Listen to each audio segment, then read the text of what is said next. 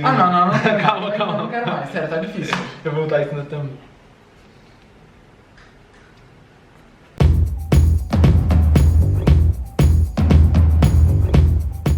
Fala galera, tudo bem? Eu espero que vocês estejam muito bem. Hoje temos um convidado especial aqui junto nesse vídeo, que é o Lucas. Acho que vocês já viram ele passando assim rapidamente alguns outros vídeos meio escondido, porque ele não gosta muito de aparecer, mas hoje eu precisei da ajuda dele para gravar esse vídeo. Esse vídeo vai ser respondendo as perguntas que vocês enviaram lá no Instagram. Então muitas perguntas foram sobre profissão, sobre a área de tecnologia, sobre TI, desenvolvimento, como funciona aqui em Luxemburgo. E o Lucas, para quem não sabe, trabalha nessa área, ele é programador.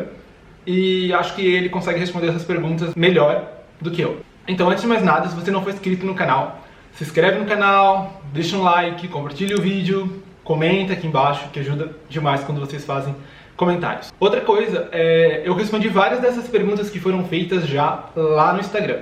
Então, se você não viu as respostas das perguntas, eu deixei um destaque lá no meu Instagram com o nome Perguntas, se eu não me engano, algo assim, Perguntas Inscritos, alguma coisa com perguntas. É o primeiro destaque que está lá no Instagram. O Instagram está aqui embaixo. Vocês podem dar uma olhada lá, então, e ver as perguntas que eu já respondi. Então, eu vou responder aqui a primeira pergunta, que foi uma pergunta que repetiu várias vezes, várias pessoas questionaram sobre o mercado de TI aqui. Se é preciso falar luxemburguês, francês, alemão, ou se só com inglês é suficiente. Perguntaram sobre experiência, como funciona. Então eu, juntamente com o Lucas, vamos responder aqui para vocês como funciona a área de TI. A área de TI aqui em Luxemburgo é uma área muito ampla. Para quem não sabe, Luxemburgo é um país muito grande em questão tecnológica, tecnológica e financeira, né? Todo mundo sabe que aqui é o paraíso dos bancos, o paraíso fiscal, então tem muito banco aqui. E existe muito estrangeiro trabalhando dentro da área de TI aqui em Luxemburgo, como por exemplo o Lucas. E o Lucas também tem vários colegas, provavelmente, que são estrangeiros. Sim, franceses e belgas e espanhóis, são várias nacionalidades no mesmo lugar. Brasileiro não tem nenhum no teu trabalho? Tem alguns. Também tem brasileiro. Então, vou deixar pro Lucas falar pra vocês aqui como que é a questão, como que é a experiência, idioma.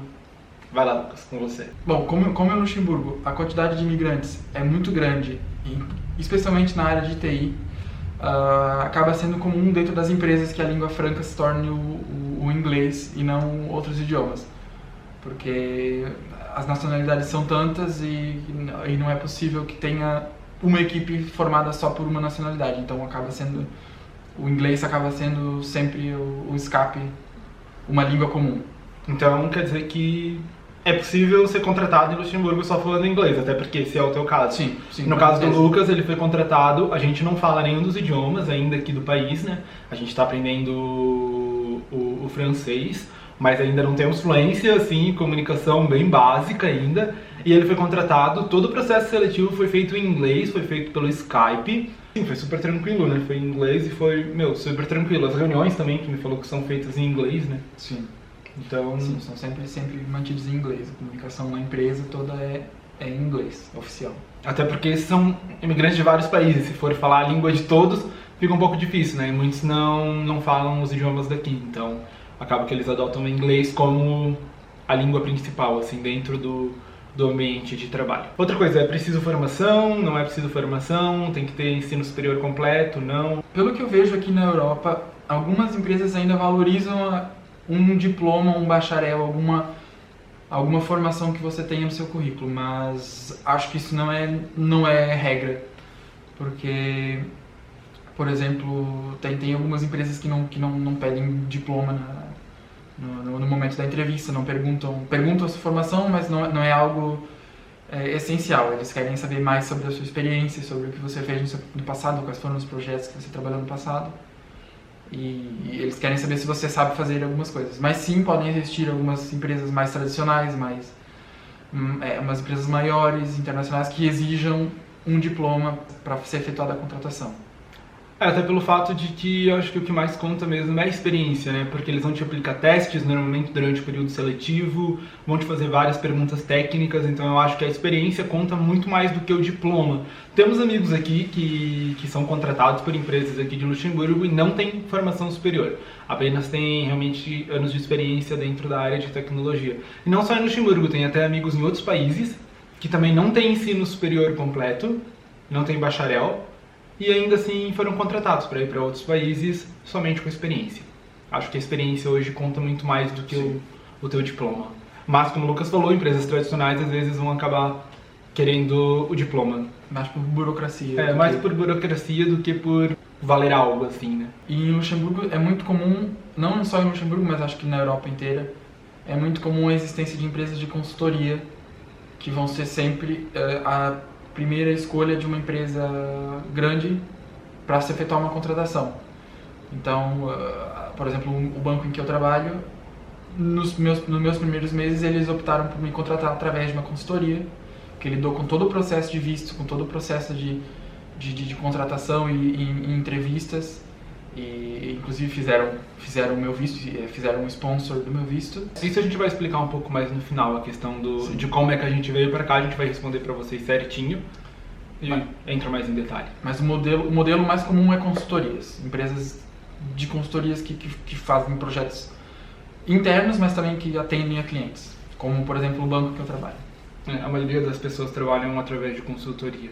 Sim. Muita gente não gosta de trabalhar com consultoria, mas muitas vezes a consultoria é só no início, assim, se a empresa gosta de ti, ela te contrata como interno, que foi o que aconteceu com o Lucas, o banco que ele trabalhava pela consultoria, gostou do trabalho dele e contratou ele para ser funcionário interno. Outra pergunta que me mandaram bastante que foi sobre como funcionam os vouchers de idiomas, que eu já comentei algumas vezes em alguns outros vídeos, que o governo ele te auxilia dando vouchers para te cobrir boa parte do curso, praticamente toda parte do valor do curso de idioma. Então eu vou responder para vocês aqui como é que funciona. Existem alguns modos de conseguir e os dois que eu conheço, né? Eu não conheço tudo, assim vocês sabem que a gente não está em Luxemburgo há muito tempo, então a gente não tem um conhecimento gigantesco sobre tudo, mas eu sempre tento trazer para vocês aqui as coisas que a gente conhece. Um dos modos de conseguir os desempregados inscritos no ADEM, eles conseguem o voucher, é muito simples, eles vão lá, se inscrevem, acho que passam por uma entrevista lá no ADEM e eles conseguem o voucher. O que esse voucher é? É um voucher que você paga apenas 10 euros para fazer qualquer curso de idioma. Várias escolas do país são cadastradas e você pode estar utilizando esse voucher para fazer o pagamento. Por exemplo, o curso que a gente faz ele é 180 euros por curso, por período. E se a gente tiver o voucher, a gente paga somente 10 euros. Outra forma, que é a forma que eu quero fazer, como eu não posso trabalhar aqui, né? Tem o OLAI, que é meio que um instituto de integração na sociedade luxemburguesa, seria um centro de integração. E lá você vai numa palestra em grupo, em que eles explicam coisas sobre Luxemburgo, mais uma aula, assim, vamos dizer, sobre o país, e para integrar mesmo o imigrante à sociedade luxemburguesa. Depois eles marcam com você uma entrevista pessoal e fornecem os vouchers também de idioma. Eu não sei direito como é que funcionam as etapas nisso, mas eu sei que dessa forma você também consegue. E também é o voucher de 10 euros. Esse é o que eu quero fazer, quero ver se eu faço agora nos próximos meses. Outra coisa que também me perguntaram é se além desse subsídio do idioma, existem outros subsídios que o governo fornece. Sim, existem, né, Lucas? Existem, assim, acho que existem centenas de subsídios aqui em Luxemburgo. A gente não conhece a maioria, mas eu vou falar para vocês alguns dos subsídios que a gente conhece. Então, tem o incentivo de idiomas, né, que esse já é um subsídio. Além de idiomas, também tem cursos profissionalizantes que o governo também auxilia. Outra coisa também que tem de auxílio é a questão da moradia, né? Como é que chama? O auxílio de aluguel? Auxílio de aluguel. Como é que funciona o de aluguel? O auxílio de aluguel funciona da seguinte forma. Se o seu aluguel for 1/3 ou mais do salário mensal da sua família, você tem direito a um benefício de aluguel que pode ir desde 50 euros até 200 euros ou 300 euros por mês, dependendo da sua renda, e que você consegue receber isso todo mês do governo, e você consegue pagar o seu aluguel, e isso faz realmente uma diferença. Sim, 50, 200 euros, 300 euros que seja, cada euro que entra ajuda. A gente não sabe muito bem porque a gente não utiliza esse benefício, mas a gente sabe que tem que ter realmente 1/3, né? O aluguel tem que ser mais do que 1/3 da renda familiar. 1/3 ou mais, somando somando todas as rendas. Mas não é difícil de atingir não é difícil de conseguir esse benefício. Não, porque a gente sabe que os valores de aluguel... Mesmo com os salários altos aqui, o aluguel sempre vai chegar um terço junto com... Porque o aluguel é a parte mais alta dos gastos aqui, então acaba que muitas pessoas conseguem esse auxílio. Outro auxílio também que a gente sabe que existe aqui é o auxílio por criança, por filho nascido. Existe um auxílio aqui em Luxemburgo que é de 265 euros por filho, todo mundo recebe. Existem, é claro, algumas questões que têm que ser feitas para o filho estar recebendo esse auxílio, mas não é aquela coisa assim, só as pessoas necessitadas não receber, não. Todo mundo recebe o auxílio dos filhos, são 265 euros por filho. E ainda existe um auxílio de reentrada na escola, que é a época depois do período de férias, quando acaba as férias, em agosto. Eles recebem entre 115 e 235 euros para pagar os materiais escolares. Esse valor varia conforme a idade da criança, né? Porque quanto mais velho, mais gasto com os materiais. Nós temos também incentivos do governo, incentivos ecológicos para compras de bicicletas, compras de carros elétricos, que você consegue abater vários impostos dessa compra. E é tudo um incentivo do governo para que o trânsito se torne mais sustentável aqui. Outra coisa também que vai ser um incentivo, ainda não é no momento, mas a partir do ano que vem todos os transportes vão ser gratuitos dentro de Luxemburgo, tanto trem, ônibus, o tram no centro, tudo vai ser gratuito. Isso é um incentivo do governo para tentar diminuir o tráfego de carros aqui. Tráfego de carros, não tráfego. O tráfego de carros aqui dentro de Luxemburgo.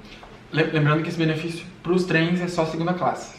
Só segunda classe somente dentro de Luxemburgo, até o momento, né? Houve os boatos aí que eles queriam expandir para a Bélgica, alguns benefícios, mas não sei como vai ser, vamos ter que esperar. Houveram boatos de que Benelux teria transportes públicos gratuitos entre os países, mas isso ainda está só no planejamento, não se sabe. Não vamos dar certeza em algo que a gente ainda não sabe se vai estar funcionando ou não. Perguntaram pra gente desafios e dificuldades que a gente passou aqui em Luxemburgo, Lucas. Tem algo que você acha, um desafio, uma dificuldade? Sim. Uma das dificuldades que nós percebemos aqui em Luxemburgo foram as frequências de transportes públicos.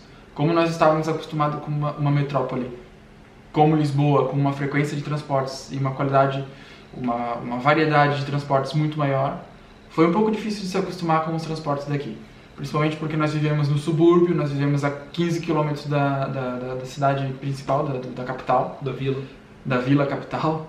E os ônibus aqui não são tão frequentes, então nós tivemos que adaptar a nossa rotina. Nós não podemos mais, por exemplo, hoje é um domingo, nós já não temos tantas opções de transporte para ir para o centro. No domingo o horário é reduzido, então fica um pouco difícil. Mas o que eu falei para vocês em outros vídeos já, os ônibus aqui funcionam muito bem, tem muito ônibus e muita frequência. Eu acho que o que mais afeta o Lucas não é a questão de ir para o centro de Luxemburgo ou vir do centro de Luxemburgo, porque isso tem muito horário, mas é para ele ir para o trabalho. Porque o que acontece?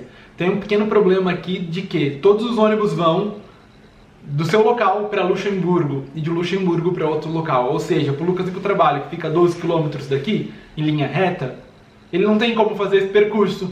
Ele tem que ir até Luxemburgo e de Luxemburgo pegar outro ônibus. Isso é um negócio que demoraria 15, 20 minutos de carro e vai levar quase 1 hora de ônibus por ter que pegar 2 transportes. Então acho que isso é uma coisinha chata. Uma coisa que não foi dificuldade, assim, que acho que muita gente pensa que pra gente talvez tenha sido, foi o frio. Acho que a gente não teve problema com isso, porque Luxemburgo é muito preparado para o inverno. Então você não passa frio aqui. As casas são aquecidas, os ônibus são aquecidos, os transportes todos são aquecidos, não só os ônibus. Todos os locais que você vai tem aquecimento, então assim, super tranquilo. O frio é só quando você tá na rua, aquele período que você anda na rua. Se você tiver carro, principalmente, que não é o nosso caso ainda, você vai passar menos frio ainda. Porque, vai pra sua garagem no aquecimento, sai com o carro, super tranquilo. Não vai ter problema nenhum com o frio. O único problema é trocar os pneus do carro toda mudança de estação. Não sei se vocês sabem, mas aqui tem que ter 2 jogos de pneu. Tem que ter os pneus de inverno e de verão, então você tem que fazer a mudança sempre no período do inverno. Tem uma data tal a tal que você tem que usar, eu ainda não sei. E às vezes já é primavera, mas eles pedem para trocar de volta pro inverno porque começou a nevar, então se prepare para trocar, ou compre o jogo de pneus híbridos que servem para os dois tempos. Muitas pessoas perguntaram sobre aluguel aqui, sobre dificuldades para alugar, e eu já dei uma pincelada sobre isso em outros vídeos, e vou ser sincero para vocês, é difícil, não é fácil alugar casa aqui em Luxemburgo. Eu já vi casos de pessoas que estão há 2 anos aqui morando em quarto e não conseguiram alugar uma casa porque tem crianças e não conseguem alugar, os valores são altos. E o que eu falo pra vocês é, tragam o máximo de dinheiro possível. Por quê? Pra ter algo pra negociar, assim, na verdade. Pra caso você precisar dar mais valores antecipados, pra você dar mais valores e conseguir uma casa. Que querendo ou não é um leilão. Sim, é um leilão. Porque, bom, aqui quem possui casas para alugar para as outras pessoas normalmente quer receber o máximo de dinheiro possível, quer ganhar o máximo possível desse investimento. Eu, particularmente, não acho uma atitude tão correta cobrar tantos aluguéis e tantos depósitos e ainda por cima proibir animais de estimação, proibir crianças, sendo que o apartamento, a casa não tem móveis, mas eu acho que isso vai de cada um. Eu não faria isso, mas é bem comum aqui. É a realidade da Europa, não é só daqui, é da Europa inteira. O aluguel de casas e compra de casas é difícil. E aqui tem um problema porque tem uma demanda muito alta para uma oferta muito baixa. São poucas casas para alugar e vender, principalmente vender, para a quantidade de pessoas que querem comprar e alugar casas. Então, acaba que você está lá vendo aquela casa, você está apaixonado pelaquela casa, tem mais 15 pessoas junto com você vendo aquela casa. Então, como é que você vai conseguir alugar aquela casa? Se você não está no perfil, talvez, dentro daquele perfil que o proprietário quer, né? Porque muitas vezes o proprietário quer aquele perfil específico, um casal sem filhos, sem animais, maior renda, melhor contrato, coisas desse tipo. Mas, ok, você não tem o melhor, mas você tem 6 meses de aluguel para dar antecipado. Você pode tentar barganhar com isso, que é o que muita gente faz e consegue alugar dessa forma. Infelizmente, eu não acho também que seja algo correto de se fazer, abusar dessa forma dos imigrantes, das pessoas que vêm para cá, mas é o jeito que funciona, e a gente tem que ser sincero com vocês, as coisas funcionam dessa forma. Agora eu vou falar pra vocês aqui uma pergunta que muita gente mandou. Como a gente veio morar em Luxemburgo? Como é que a gente conseguiu o visto pra vir morar em Luxemburgo? A gente conseguiu esse visto quando a gente estava lá em Lisboa, e foi uma oportunidade que aconteceu, né, Lucas? Não foi planejado. Foi um e-mail que eu recebi e nós pensamos por que não tentar, né? A gente, na verdade, a gente nem conhecia nada sobre Luxemburgo. Vamos ser sinceros que no Brasil a maioria das pessoas nem sabem que Luxemburgo é um país, né? Mesmo a minha família acha que eu moro na Alemanha. Muitas vezes eles falam que eu tô morando na Alemanha. Eu digo, ok, deixa na Alemanha, que seja. Porque muitas pessoas realmente não conhecem Luxemburgo. É um país muito pequeno, a gente mesmo não conhecia. Fomos ouvir falar de Luxemburgo quando mudamos pra Europa. Que daí tu consegue... Ouves muito, né? Porque nós morávamos em Portugal e muitos portugueses moram em Luxemburgo. Então você acaba tendo muitas notícias de Luxemburgo em Portugal. Mas não era o nosso foco, vamos dizer assim. Eu sempre digo, não foi a gente que escolheu Luxemburgo, foi Luxemburgo que escolheu a gente. Foi uma oportunidade que apareceu, né? Foi um e-mail que eu recebi de uma consultoria e eles sugeriram uma entrevista. Fomos fazendo entrevistas, fiz acho que umas 4 ou 5 várias entrevistas. Dias diferentes de chamadas, não só entrevistas, mas chamadas e para conversar e ver como é que funcionava. Na última chamada eles me ofereceram a proposta e me disseram todos os detalhes do processo de visto, o que eu teria que fazer, o que eu teria que mandar para eles. Eles basicamente lidaram com tudo. Eu assinei uma autorização que autorizava a pessoa responsável por mim a lidar com todas as documentações, então eu simplesmente tive que esperar essa carta do governo vir para... Primeiro a gente teve que mandar todos os documentos, né? Que vamos falar assim, não foi pouco documento. Para vocês terem ideia da quantidade de papel que a gente traduziu e coisa, chegou a 800 gramas, quase, se eu não estou me enganado, deu quase 1 quilo de documentos que a gente mandou para cá, para Luxemburgo. Então a gente pagou para enviar esses documentos lá de Portugal para cá, para que eles fizessem o processo todo pra gente. Foi todo feito por eles. A gente só ficou realmente aguardando a resposta. A resposta, é isso. Então, para quem pergunta se a gente tem nacionalidade, não, gente, a gente não tem nacionalidade, embora muitos falem, mas teu sobrenome é luxemburguês, por que vocês não têm nacionalidade? Não, nosso sobrenome, infelizmente, não é luxemburguês, ele é alemão, e a gente já foi atrás de ver e não temos direito à cidadania, infelizmente. A cidadania alemã é muito difícil de se conseguir, porque tem que ser passado de gerações em gerações e... Infelizmente, a gente sabe que a maioria das pessoas fugiram da Alemanha e não queriam mais ter vínculo com a Alemanha por questões da guerra e acabou que foram perdidas a maioria das nacionalidades alemãs. E no caso da minha família também, a minha família imigrou antes da guerra, foi imigração voluntária, então não importa. Foi imigração para colonizar mesmo. Para colônia e não tem direito nenhum sobre isso. E a questão então a gente realmente veio pra cá mesmo com o visto de trabalho do Lucas e eu como membro de família do Lucas, né? Por isso que eu não posso trabalhar aqui hoje ainda. tentar fazer a mudança no meu visto, mas primeiro preciso do francês para isso, para que alguma empresa queira me contratar, para eu tentar fazer a alteração do meu visto. Essa alteração do visto dele seria da mesma forma que o meu foi. É uma empresa enviar uma proposta com uma carta de autorização do governo para contratar o Lincoln e ele faz o mesmo processo daqui de dentro. Talvez um pouco diferente por eu já ter residência aqui, né? Eu não sei como é que funciona. Não, eu acredito que seja da mesma forma. E só se pode fazer dentro de Luxemburgo esse processo quando você já tem um visto de residência. Um título de séjour. Se um título de séjour, nesse caso ele pode fazer já internamente em Luxemburgo esse processo. E por isso que é possível fazer. É possível. Ele basicamente descartaria o visto de membro de família e ganharia um novo de trabalho. Então é isso, galera. Espero que eu tenha conseguido tirar um pouco das dúvidas de vocês. Se vocês tiverem mais dúvidas, comentem aqui embaixo, a gente pode gravar mais vídeos. Se vocês gostaram da participação do Lucas também, comentem aqui embaixo e digam: "Ei, Lucas, que bom que você participou, primeira vez que apareceu num vídeo." E diz pra ele aparecer mais em mais vídeos aqui. Que a intenção era, desde que eu criei o canal, a intenção era que ele também aparecesse nos vídeos, mas ele é muito tímido, então... Eu sou assistente. Ele é assistente de produção, ele disse que ele não ajuda em nada. Ele é assistente psicológico, né? É apoio moral. Enfim, se vocês gostaram, já sabem, se inscrevam no canal, compartilhem o vídeo, deixem um like. Vou deixar aqui o Instagram pra vocês seguir. Posso deixar aqui também o Instagram do Lucas, pra vocês seguirem o Lucas, se vocês quiserem. E é isso. Fiquem bem e até a próxima.